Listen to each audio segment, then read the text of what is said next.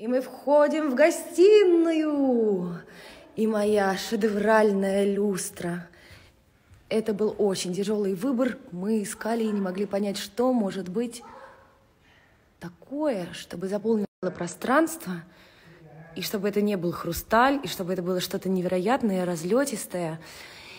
И когда мы увидели это, я сразу поняла, что это она. Посмотрите. Это наша кухня. Основная. Здесь остров, на котором мы сидим, завтракаем, ведем беседы.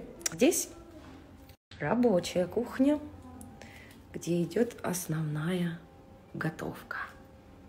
На этом произведение искусства в доме не заканчивается, потому что вот этот вот роскошный камин, он невероятно расширяет пространство, и кажется, что, собственно, все пространство дома, вот елка наша потрясающая, становится еще больше.